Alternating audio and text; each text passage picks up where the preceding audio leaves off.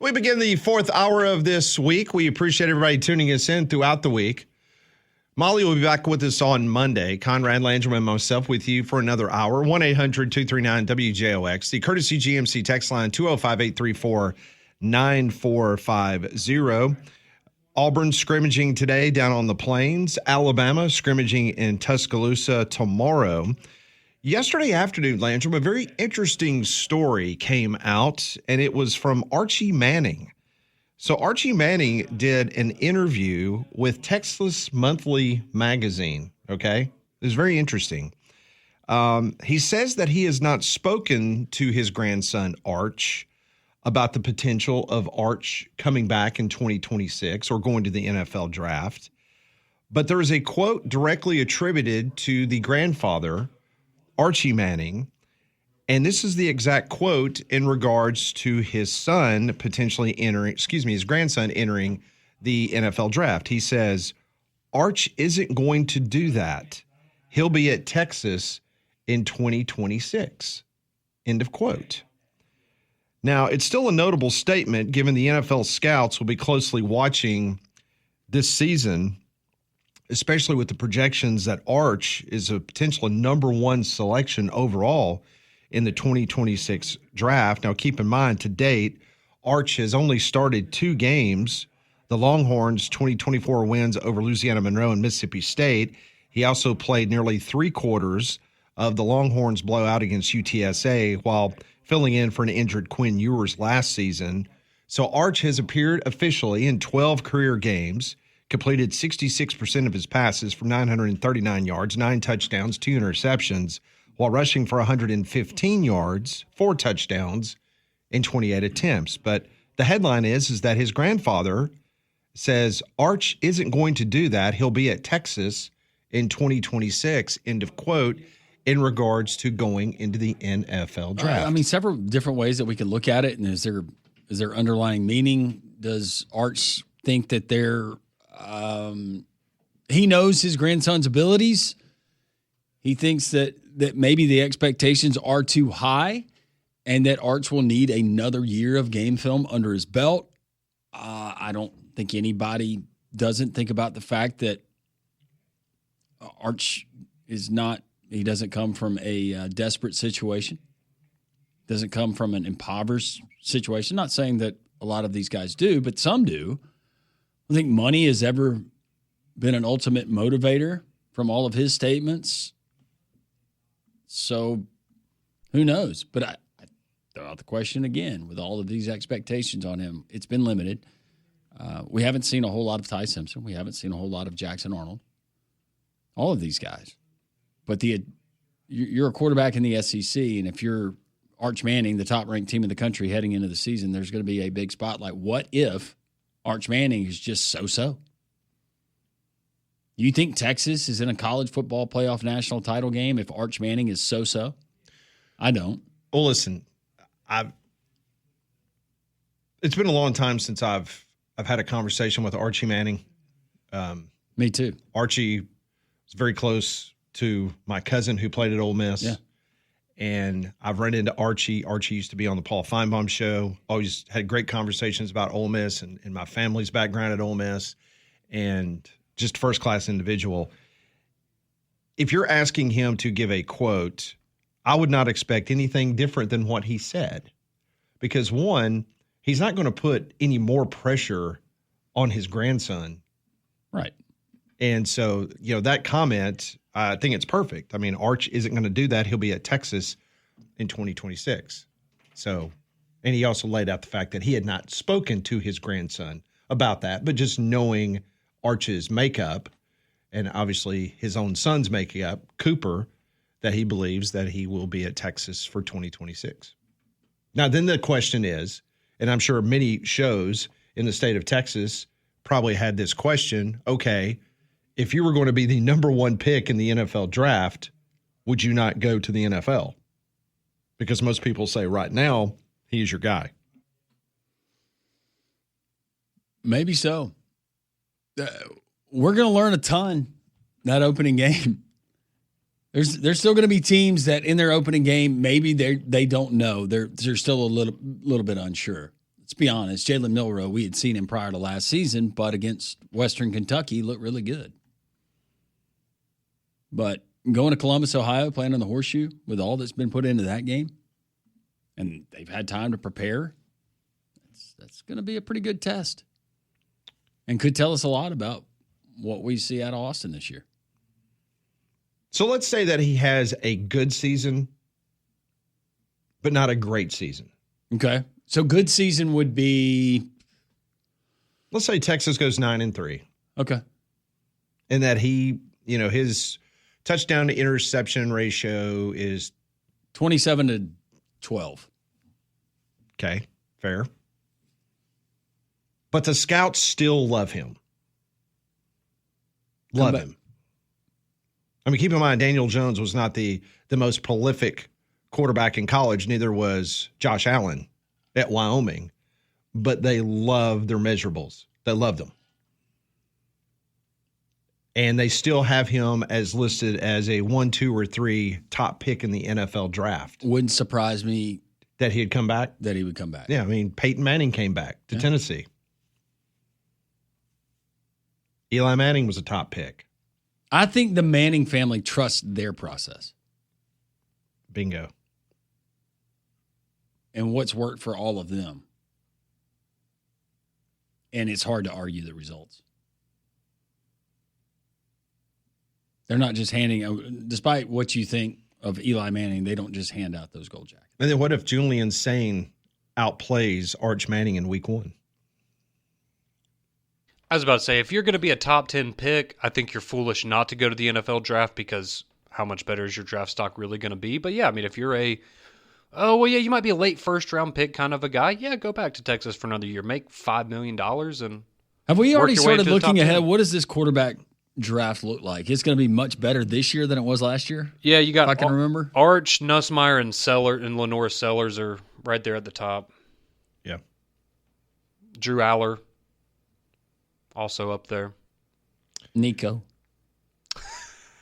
He's somewhere in the mix, I'm sure. And if I'm not mistaken, if Ty Simpson had a good season, yes, Mensa, he would be available. Yeah, maybe. Carson Beck, yep. It's a pretty good group of guys, at least on paper. So interesting comments about Archie Manning, from Archie Manning, about his grandson Arch will be at Texas in 2026. Jalen Daniels. Oh, yeah, from Kansas, yeah. So speaking of Jalen, did you stay up and watch Milroe last night? I sure did. It was it's okay. It wasn't terrible. It didn't turn the ball over or anything. He was 6 of 10 for 61 yards, I believe. Had the nice 27-yard run, if anybody saw that. So a little more effective with his legs. They love him some Robbie Oots in Seattle. They do, yeah. He had a big catch early on and definitely made an impact. But no, I mean, I thought it was fine for Milroe. He led a touchdown drive. I think it was his 3rd drive out there. Played the whole second half, so not a bad start, not a great start. Just, he's a rookie. It's just funny. It is to me, anyways, that Ryan Grubb leaves Seattle to Alabama, and then I think Alabama won that trade. I respectfully agree. Yes. But now that he's gone, I do wish him well in the NFL, and I really do hope he has a good career because I don't root for the Seahawks, so I don't care. Well, there's one head football coach in college that has really become one of our favorite people to listen to cuts. Like when we come across his press conferences, it's kind of like what Gundy used to be back in the day, or Mike Leach. Just some good material. Rich Rodriguez, who last year this time, he was just about an hour up the road in Jacksonville coaching the Gamecocks. Now he's back in West Virginia coaching his wonderful school that he had a lot of success at, the University of West Virginia.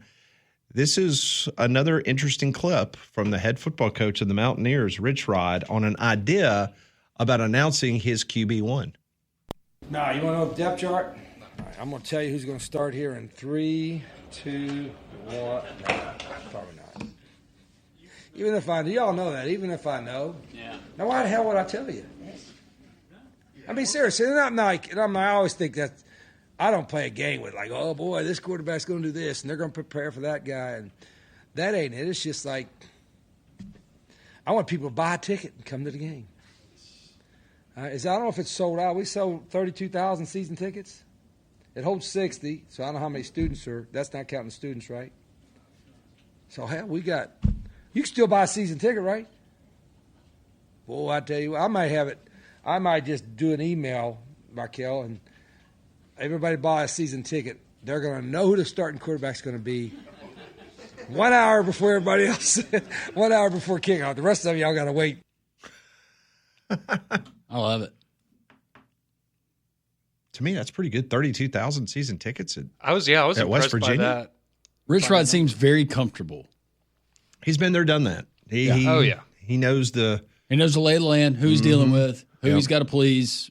Would it surprise anybody, though, if a decade down the line it was maybe not common practice, but you had seen schools that said, hey, if you subscribe to this tier of our collective, you'll have your first opportunity to depth chart? Yeah, you get depth chart before anybody else does, or something along those lines. But if you share it and we find out that you shared it, then you're excommunicated. Unless you still write a check. We'll fine you. I was about to say they'll fine you. We'll That's fine right. you. Yeah. So West Virginia is picked to finish 14th in the Big 12. Them and Central Florida and Scott Frost are predicted to finish 14 in the 16-team league. Well, given past predictions by the media when it comes to that particular conference, that's true. Those are the two that we'll probably see in the title game. Mm-hmm. Oklahoma State's right in front of them. Gundy. I think Gundy's got one more. One more in the quiver. It's not going to surprise any of us if after going winless in the Big 12 last year, they win it this year. That's just typically how Gundy's career goes. Absolutely. Amazing. Interesting you say that because I wanted to go back and look at something with him. They still have that quarterback that's like 28 years old, right? Coming back, Bowman. I think he got to 7th year. So like Whedon did back in the day? He really is like 1 or 2 years younger than Brandon Whedon was. Yeah. So 2023 goes 10-4. Last year they go 3-9. 2021 they went 12-2. The next year they went 7-6. So yeah, you're right.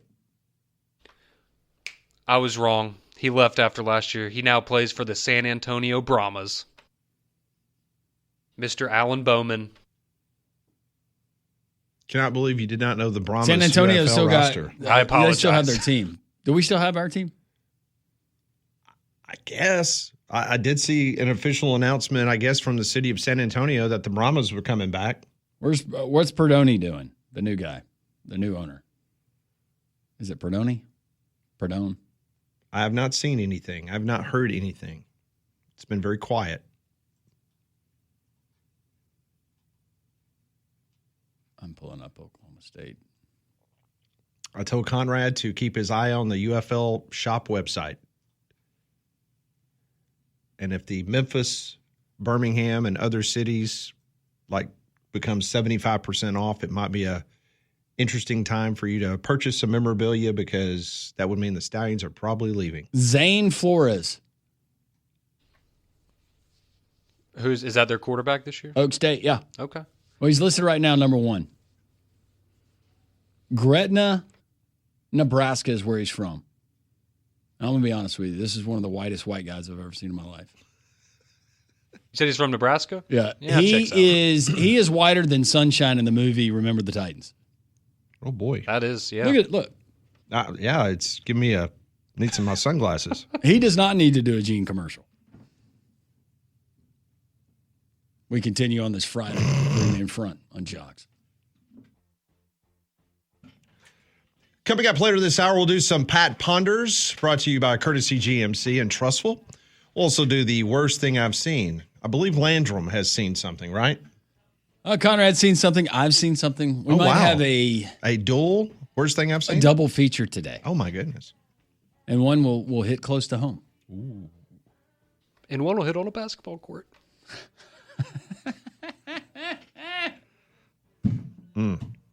Now I know what direction he's going in. The first 100 fans will receive Is it autographed?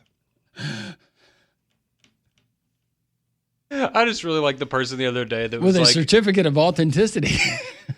just like the person texting the other day. Well, you know why they're all green, and so they can glow in the dark. Like, well, I guess I could see where that could be useful.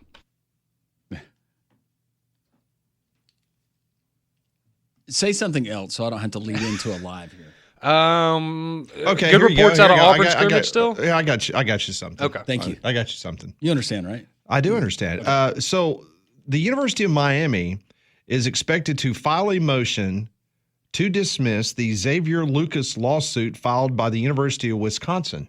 Okay. The lawsuit alleges Miami interfered with a binding revenue sharing contract involving the Badgers and DB Xavier Lucas. So, and this is all lawyering. We expected this. Miami's asking a judge to throw it out, and if they say no, we're gonna keep on going, then I would say Miami's probably in trouble. Well, coming up tonight, coming up this football season, there's no better place in town to enjoy sports and music than the Finnick. The Finnick is your front row seat to the best entertainment, massive screens, explosive sound from every seat in the house. The experience is bigger, brighter, and bolder. Their new restaurant menu is certainly worth cheering for, with the wings that win MVPs and wood-grilled burgers stacked like your favorite fantasy team. Steaks so good, you'll forget there's a game on, and you top that off with delicious salads, fresh seafood, and a large selection of Finnick beverages. The Finnick's new 6-day schedule includes live acoustic acts Wednesday through Friday from 5:30 until 8, followed by live bands at 10 p.m. on Fridays. Saturdays, Sundays, and Mondays, they're dedicated to watch sports with no live music to get in the way. We can't wait to see you at the Finnick, 1630 2nd Avenue South near Railroad Park. They got karaoke tonight, Conrad. Sign me up. I know. I think Damien actually goes. He goes to the Finnick quite a bit. Oh, Or he used to. very cool. I think he still does. So Auburn scrimmaging today down on the Plains. Alabama will scrimmage tomorrow morning at 9:30. And then Coach DeBoer will meet with the media after that scrimmage. It'll be very fascinating to hear what the old ball coach has to say about the Alabama Crimson Tide's first scrimmage of the fall. Meanwhile, tonight, the Atlanta Braves, history will be made as Major League Baseball will have its first ever woman umpire. It's about time.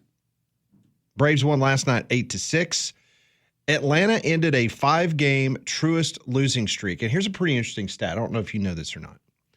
In the history of that stadium, the Braves have never lost more than 5 games in a row. So last night they... It feels like this year was a great opportunity to do so, right? Drake Baldwin, 3 for 5 RBIs, 2 home runs. Back when I saw the game on May the 31st with my beautiful bride, and they shut out the Red Sox, Spencer Swellenback on his birthday had a career high in strikeouts. And I came back and I told you guys, I think we might have witnessed the best game we're going to see the Braves play all season. You absolutely said that. I halfway was kidding. Now, sadly, it's, I think, the truth. Do we get a better one? How about this, guys? I told you I didn't think they win 70 games this year. So now, according to my math, quick math, they have 50 games left. Double check me on that, Pat. But they stand at 48 wins. So they would have to go 22. What would they have to do the rest of the way? Go 22 and 28? Let me take a look here. According to Fangraphs, it's my go-to. The Braves are projected to finish the season 72 and 90. That's pushing it. They've got 48 games left. Okay, 48 games left. And they are projected, according to Fangraphs, to go 24 and 24. But what if you go 40 and 8? Ooh, now we're talking. Okay, we got 2 left. 2 left versus 3 left versus the Marlins. Then we're at the Mets for 3. You've got 4 left with the Marlins. One of them's a doubleheader. Oh, one of them's a doubleheader. Yep. Yep. All right, 4 left for the Marlins. 3 at the Mets. 3 at the Indians. I love the fact that you're calling them the Indians, Yeah, not the Guardians. I'm not going back. I'll stand. Coach would be proud. Will you do the same with the Commanders? The Redskins? Yes, I will. Bold. I love it. Versus the White Sox for 3 games. You get the Mets for 3 more. At the Marlins for 3. At the Phillies for 4. Ooh. September, at the Cubs for 3. Mariners at home for 3. Cubs 3 more times. Goodness. Astros for 3. Astros are in first place. At the Nationals 4 times. One of those is a doubleheader. At the Tigers for 3. Good Nationals night. for 3 and Pirates for 3 to close it out. Okay, well, the last week, you got the potential there, Bro. to get to 72. We're not getting to 70. You don't think so? I don't. Let's see. It's not that I don't think that they can score runs in certain games. I think that they can, but pitching, there's just no way. Fangraphs has the New York Yankees finishing tied for second place with the Red Sox at 87 and 75. I'm just ready for the season to be over at this point. They're not competing for anything. I mean, if they might make This the has playoffs, turned but quickly for you. We are barely hanging on to the final wild card spot. We were 15 games over 500. Yeah. And since then, This slide's going to get him, falling isn't off a it? cliff. Aaron Boone's done. He better be. I'm so tired. Who do you want as your next manager? Literally anybody. And this is Would you take Brian Snicker? no. I'm not peddling him. I'm just asking if you would. This is You the said name, literally anybody. and I don't know where this came from, but because I follow a lot of Yankees people and stuff on social media, the name that has gotten a lot of buzz from the fan base. Don't say A-Rod. Are you serious? Yes. He's He a- is my he's a favorite NBA baseball player of all time. I do not want him to be the manager. He's an NBA owner now. That's true. He is the Timberwolves.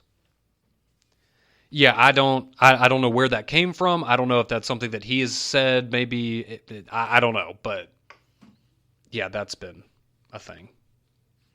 Maybe Max Fried can be a player manager. Sure. Honestly, let Aaron Judge run the team. I don't care. If the Make Braves him the end owner. up with I a don't care. 72 and 90 record, according to Fangraphs, they would have the exact same record as the Pittsburgh Pirates. What was the Pirates' payroll? I think the players pay Pittsburgh to play. Arrgh.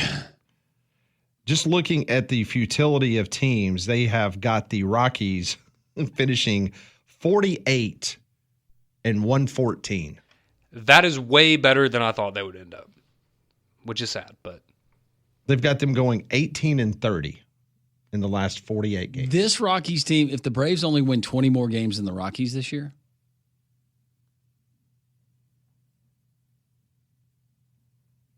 The White Sox are scheduled to win 61 games. Looks like the Nationals 66 games. So the Braves would finish 6 games ahead of the Nationals. what about the A's? They've got the A's slated to go 73 and 89. Okay. So they would be ahead of Atlanta. I'm with Barrett, though, when he joined us earlier. I do want to watch the Mets just have the epic collapse. So according to Fangraphs, they've got the Phillies winning the National League East by 3 games. Mets would come in 3 games back, and then 14 games back would be the Marlins, and then 20 games back would be the Braves. So, Man, you're Yankees. Oof. it's been rough. And then the Tigers, they just keep on losing, but they're still up. They're still 16 games over 500. Yeah, they're scheduled to win the American League Central by 8 games. Did you give your Cardinals? 81 and 81, that's the projection. 500. Hey,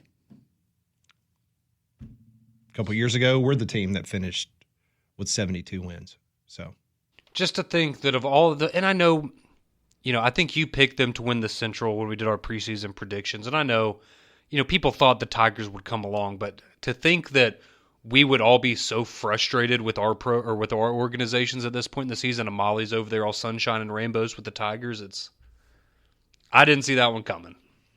Well, I think I predicted Detroit to actually. I might have predicted them. I have to go back and look at. Did you pick them to win the pennant? Yeah, I think so. Oh, wow. It's been dreadful because hope was lost a long time ago for the Braves in getting to the playoffs. But in reality, you probably look at it different when it comes to your college football, your college basketball team. All right, got to the Elite Eight, got to the Sweet 16. It's all relative. But in Major League Baseball, there's only one fan base that's happy at the end of the season. Mm-hmm. And they're holding the commissioner's trophy. Well, just like any long season, it's a lot different when you talk about college football. When you talk about baseball, it's a 6-month-long season. And let's just be honest, you want to be entertained and you want to be in a competitive race. Yes. You want your team to be because there's going to be so many ups and downs during a baseball season, but you just want to be competitive. And unfortunately for your team and my team, we've bowed out the last 2 weeks, and your team's been out a little bit longer than mine, and the Yankees are about to join the Hanging club. on by a thread. In retrospect, the 0-7 start, so really since the beginning of the season. Yeah, but they were able to get it back to, a game above 500? One game, I think, above 500 Yep. is the high water mark for us this year. God, awful. It's been so bad. But we kind of have the SEC equivalent a lot of times in fan bases in terms of, y'all won a World Series not very long ago. We're expected to compete for a while. Cardinals have the second most World Series titles ever, and the Yankees have the most. So the expectation for our franchises is typically World Series or bust. You know who I feel bad for? I feel bad for your dad. I feel bad for Ira Schofel of War Chant. Yeah, who's a big Orioles fan. fans who last year, that was a fun team to watch. And then with the expectations, you feel like you've made additions, perfect pieces are in place, and they have failed miserably. It's been bad. So here's to you, Braves, Orioles, Yankees, Rockies fans. Rockies fans don't care. Are there Rockies fans? Well, Keller. That's right. Yeah, he told us he was pulling for them to break the record of the worst team ever. Well, they're slated to get 48. When we come back on Three Man Front, we'll do some Pat Ponders, worst thing I've seen as well. This is Three Man Front on Jocks. It is 1:34. Welcome back. We'll do some Pat Ponders coming up momentarily. I want to remind everybody, if that old tree is leaning a little bit too close to your house, don't wait for the next storm to make a decision for you. Call Golston Tree Service, 205-337-4443. Your trusted local experts in fast, affordable, professional tree removal, trimming, and cleanup. Licensed, insured, and ready to handle any job, big or small. Call Golston Tree Service today, 205-337-4443. They offer 24-hour emergency storm work service, 205-337-4443. Friday questions from Pat with a guest responder. This is Pat Ponders. I want to know what you're thinking. Tell me what's on your mind. It's time for Pat Ponders. Brought to you by Courtesy GMC in Trussville. Visit them this weekend right off of I-459 exit 32 in Trussville. Visit their online inventory at courtesybirmingham.com. Damian Mitchell joins us in studio. First off, once again, congratulations on your win yesterday. Thank you. That was big. It's been a big week for you. A win during the debates on Tuesday. Yeah. You get the punt, pass, and kick award at Sanford yesterday. What's on tap for the weekend? I don't know, man. I got to look at some preseason. You want to go over to Philadelphia? Might Me and as you well. can Hey, throw some bones. riding hot. Yeah. Riding hot. Ain't nothing been a winner. You're on a hot streak, my friend. I appreciate it. Anything happening with Marcus heater. Mariota? Just backing up Jaden Daniels, but other than that, I think he's healthy. Do you still wear your Will Levis jersey? I do not. You do not? Are you having a watch party tonight? Nah. No. No? This is preseason. Are you going to cry when he runs out on the field for the first time? Nah. How did you take the Cam Ward news earlier? Listen, it's the preseason. No, you didn't hear the other. No, you didn't hear the other? What happened? You Does didn't, he not know? you didn't know about the ankle? Shut up, man. Like, no, I would have gotten something.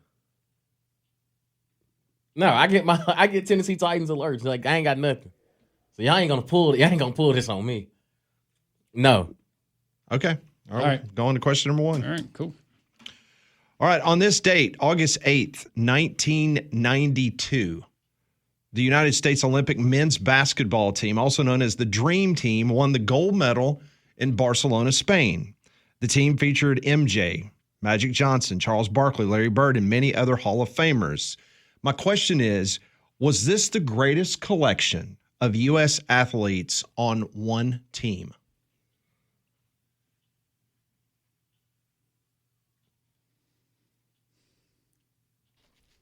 Probably so.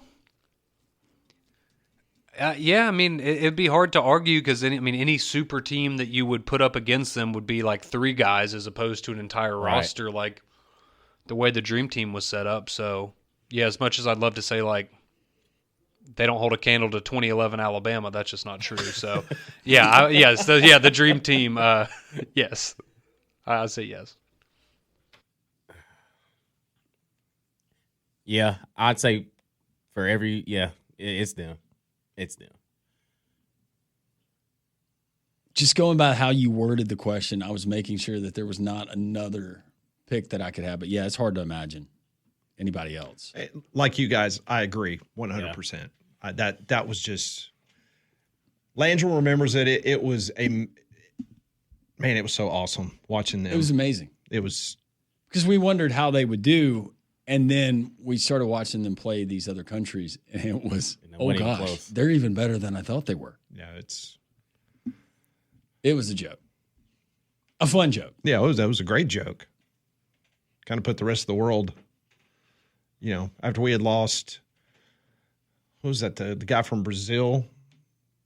I guess that was in the mid '80s. He never played in the NBA. I think his last name was Schmidt. He played for Brazil, and he scored like 47 points against the United States in the Pan Am Games.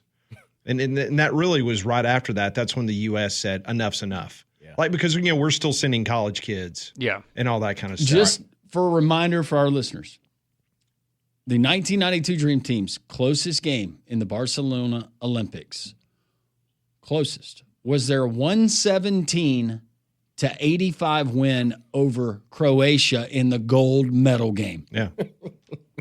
That's something. The closest. It's pretty good. That's wild. You snuck by Croatia to win gold by 32. Amazing. Off night. Won gold on the off night. Croatia briefly led the game 25-23 in the first half. Outscored a good bit in the second half. I was like, all right, guys, y'all had enough. Yeah, let's quit screwing around. Question number 2. So a statue honoring former NFLer and Patriots legend Tom Brady is going to be unveiled ahead of Friday night's preseason opener later this afternoon against the Commanders. Now, some statues have been epic fails, looking nothing like their subjects. Ronaldo. What is the most lifelike statue of a sports star or coach you've ever seen? In other words, the best one. Because like Conrad mentioned, we all remember the Ronaldo one. That was. I don't know. The Kyler Murray one in Norman was very life size, so that's pretty accurate. So it was like Damien's height. Yeah, exactly. I think it was because of the iconic look, but I would say the same for Bear Bryant, but Tom Landry. But you said lifelike? Yeah, one that looked like it was them, frozen in time. So I saw outside of the American Airlines Center where the Mavericks play, they have a Dirk statue, and it's him doing a fadeaway jumper. It is, just not only the way that he looks, but just like, it looks like literally a still image of him shooting a basketball. That one's very impressive. You got one, D? Thank you.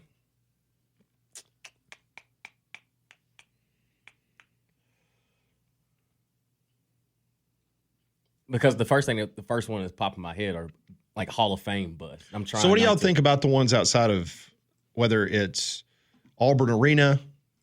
Cam's and Jordan Hare. You like the outside Bryant Denny? You like the Bear Bryant statue with the Cam Newton jersey on it? That was your favorite. No, one. No. Don't be disrespectful. But I'm a big Alabama guy, so that was left a nasty taste in my mouth. I mean, this one right here, the Tom Landry. Yeah. Yeah, that's spot on. So how do you think tonight's will look? Do you think it's going to capture Tom Brady? Do you think this is a complete surprise of the way it's going to look to Tom Brady, or do you think Tom Brady was somehow, or one of his representatives had an opportunity to look at it? I think it'll surprise him. Think so? I think it'll surprise him. I don't know. But I'm also kind of like, Tom Brady is. I would want to know what it looked like before it was unveiled. right. Call it vain, call it whatever. I would want to know what it looks like. Yeah. Yeah. Don't catch me off guard with, are you kidding me? And why are they doing it before the preseason game? Like, Kraft is having a big shindig tonight. So What if it's him and Uggs? I think it'll look good. yeah.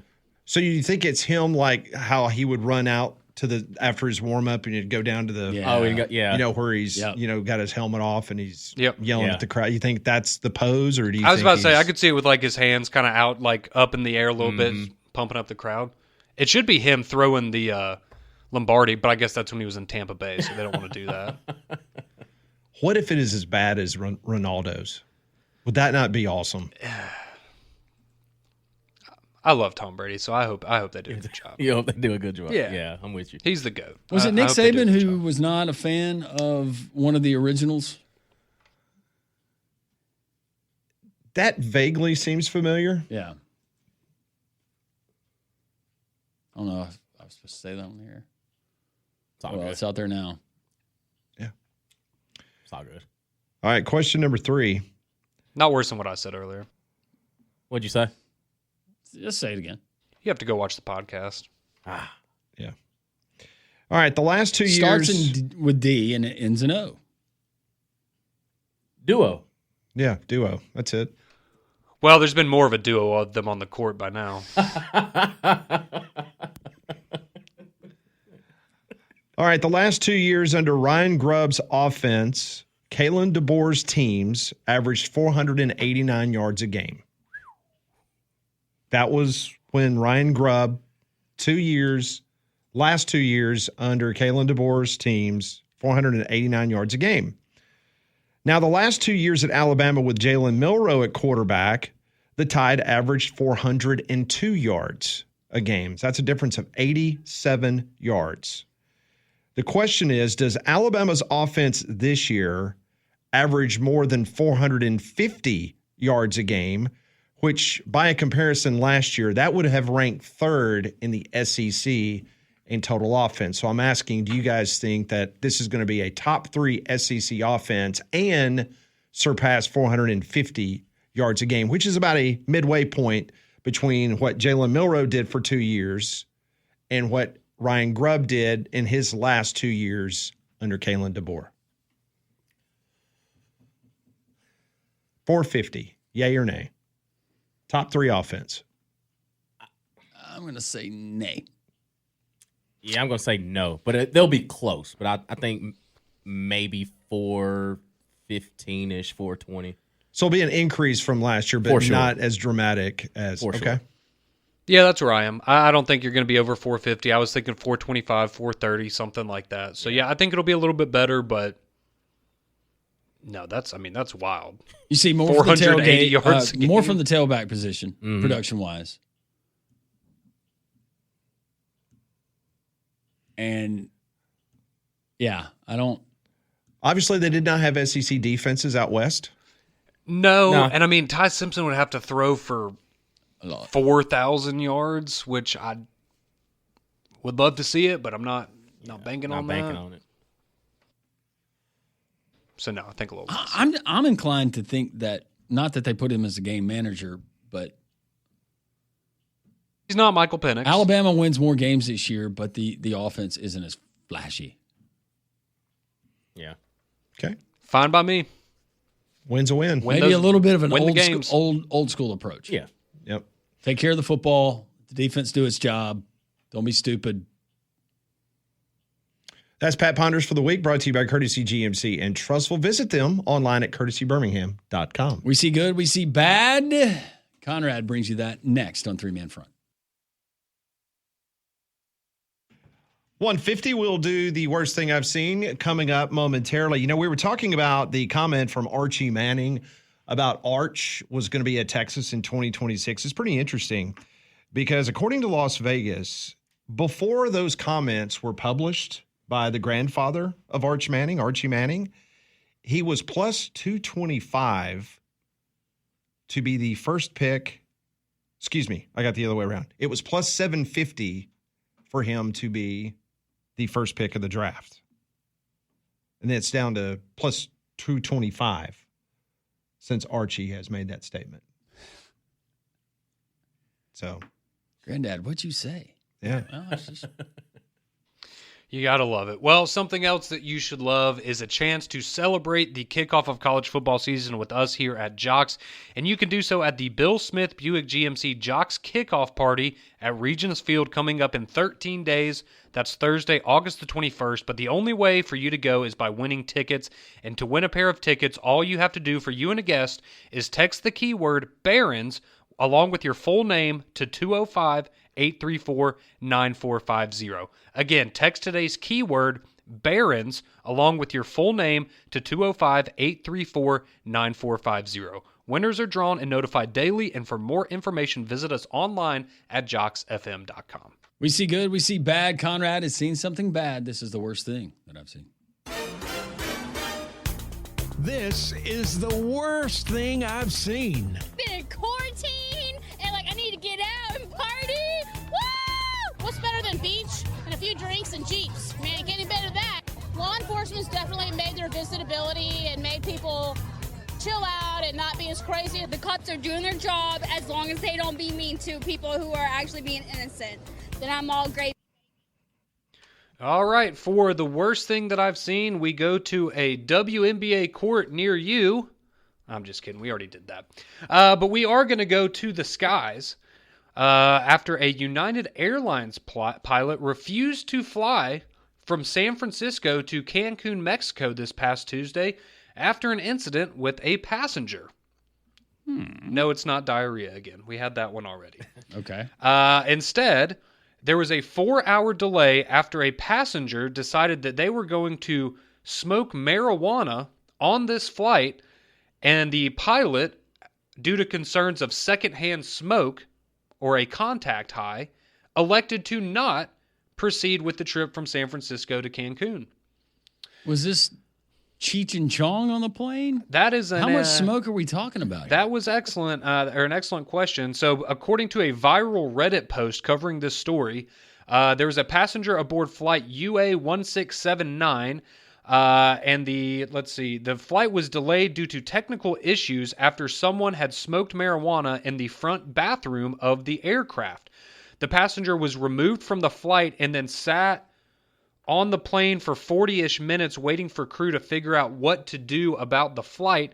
The crew was concerned that they had been exposed to the secondhand smoke, so the entire flight was deplaned and awaited a new crew because the pilot wanted to make sure that there would be no, after effects of potentially inhaling the marijuana smoke that was coming out of the bathroom. Appreciate the concern for passenger safety. I want that guy as my pilot. Absolutely. Mm-hmm. Absolutely. But yeah, according to the pilot, he was reportedly afraid that after getting exposed to secondhand marijuana smoke, it could cause him to randomly fail a drug test. The captain had announced, "I have 30 years left of my career at United, and I'm not willing getting drug tested and failing it when we land in Houston." I guess the flight was connecting, had a connecting flight there in Houston. Attention passengers, we are currently at 300 feet. Well, no. 30,000 feet. There's a lot of buttons up here. Oh, look at that. That lights up. We got any more snacks? This gives new meaning to the term red eye. Yes, it does. And you want to know, you brought up the snacks. How ironic is this? So the flight, which originally was slated to depart at 8:50, had a new departure time of 12:30 p.m., so about 3.5 hour delay. And as a reward, the passengers were given a $15 meal voucher and access to the snack, or I guess an extended snack card. So for anybody that got secondhand smoke and had the munchies, they were taken. In the San Francisco airport, what are you buying for $15 that's going to fill your stomach? No kidding. Probably more marijuana because they probably sell it there at the terminal. So that is Pot-Lay's brownies. That is the worst thing that I've seen. But kudos to the pilot for hey, safety first. Absolutely. Yeah, no, I don't blame him at all. Wonder what happened to the passenger. Well, probably doesn't remember. I bet he slept real good that night. I was going to say it's San Francisco, nothing, but Right. now you're talking about the FAA, and that's federal. All right, we appreciate all of you for joining us. You make it possible every single day. Have a great weekend. Be safe. Love on one another. God is great. Have a great rest of your Friday.